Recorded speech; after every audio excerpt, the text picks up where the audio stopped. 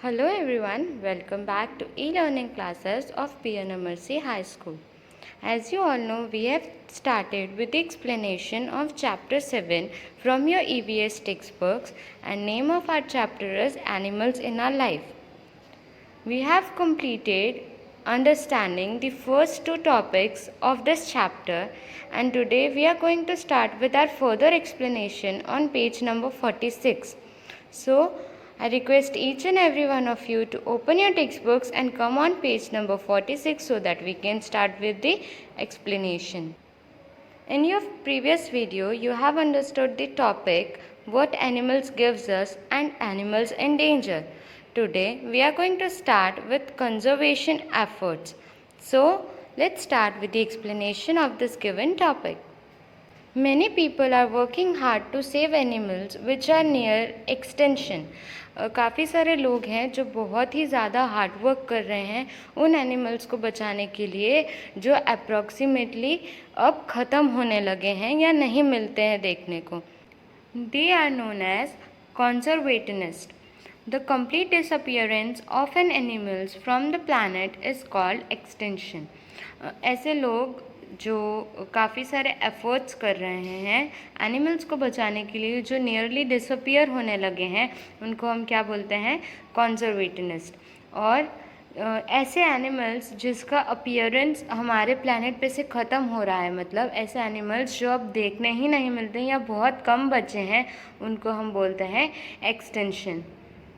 Endangered and threatened animals are those whose numbers are reducing and who are close to extinction. Endangered का मतलब होता है at risk of becoming extinct. मतलब ऐसे animals जिन पे risk है कि वो अब कंप्लीटली डिसअपियर होने वाले हैं या बहुत ही कम बचने वाले हैं. तो ऐसे एनिमल्स ही मोस्टली बहुत ही कम होते जा रहे हैं और उनका जो अपीयरेंस है वो ख़त्म होता जा रहा है. These includes the tiger, the rhinoceros and the elephant.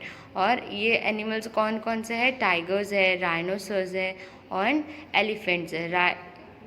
राइनोसर्स वो होते हैं जिनका वन हॉर्न होता है नियर देयर माउथ और nose. In order to protect these animals, the government has set up many wildlife reserves and sanctuaries. ऐसे animals को बचाने के लिए गवर्नमेंट ने बहुत सारे सेटअप्स किए हैं वाइल्ड लाइफ सेंचुरीज या रिजर्व्स में.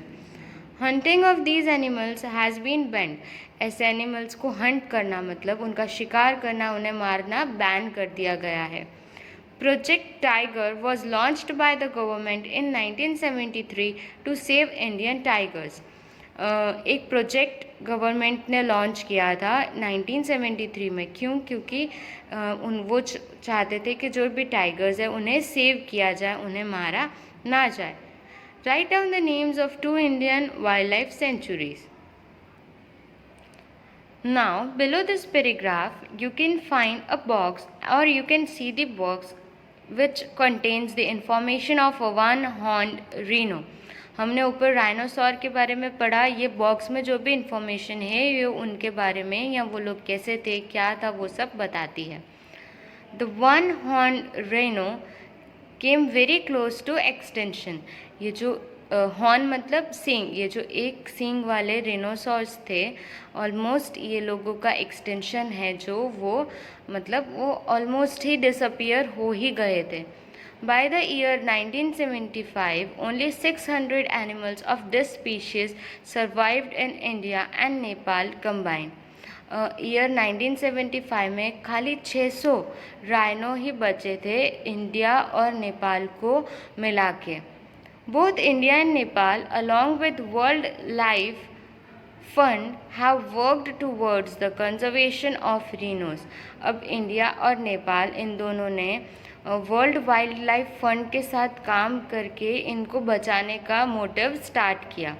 Due to strict conservation efforts, there has been a considerable rise in the rhino population. जैसे कि वो लोग स्ट्रिक्टली सब कुछ फॉलो कर रहे थे, उनको बचाने का काम कर रहे थे, तो उनके एफर्ट्स की वजह से ये जो रीनो थे उनका पॉपुलेशन बढ़ने लगा. By 2012, the number of rhinos have risen above 3000 और जैसे मैंने आपको बताया 1975 तक सिर्फ 600 थे और 2012 तक ये जो rhinos थे उनकी पॉपुलेशन बढ़ के 3000 तक पहुंच गई। Kaziranga national park in Assam, India is a key wildlife reserve for these rhinos।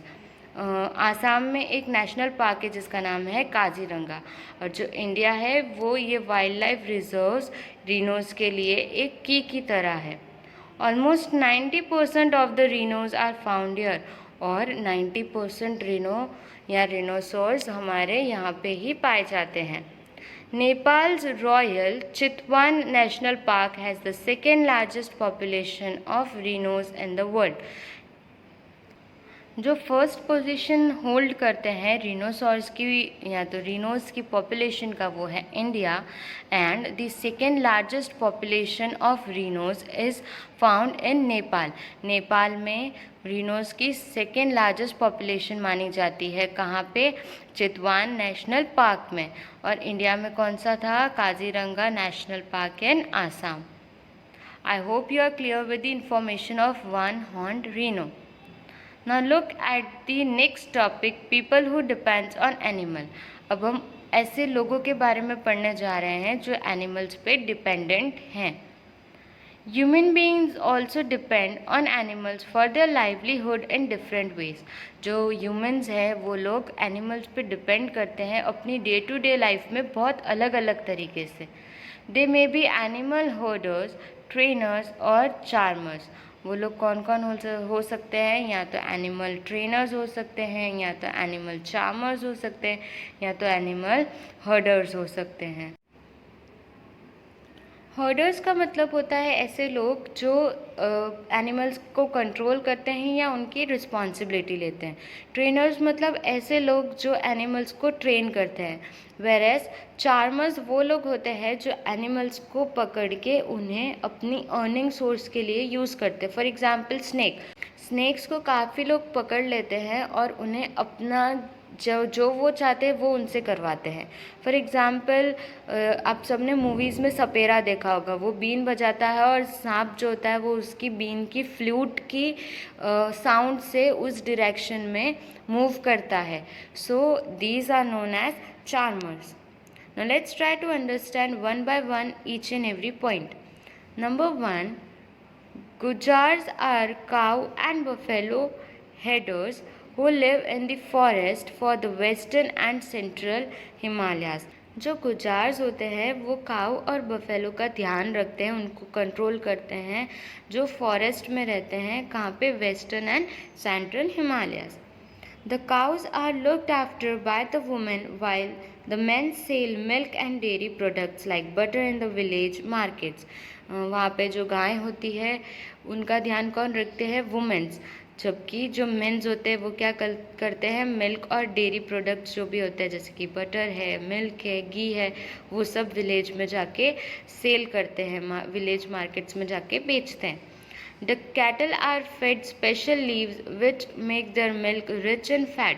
और ये जो कैटल्स होते हैं, जो काउज और बफेलोज होते हैं, उनको स्पेशल तरीके की लीव्स खिलाए जाते हैं जिससे उनका जो मिल्क होता है वो रिच हो जाता है। किसमें? फैट में।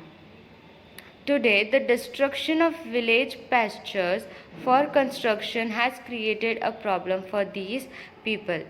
Today, the destruction of village pastures for construction has created a problem for these people। Pastures मतलब होता है एक ऐसी अलग सी लैंड जहाँ पे काउस बफेलोज को गेजिंग मतलब खाना, उनको चारा चराने के लिए लेके आया जाता है। तो विलेजेस में आजकल की ऐसी जो भी लैंड्स है वो सब डिस्ट्रॉय कर दी है।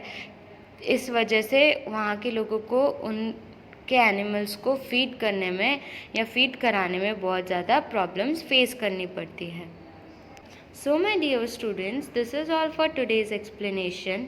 We have covered topic conservation efforts and the conservation of the one-horned rhino along with people who depends on animal, first point of this topic।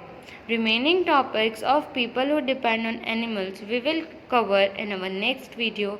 Till then, keep learning, keep reading the chapter, keep updating your notebooks, stay home, stay safe, take care of yourself. Thank you.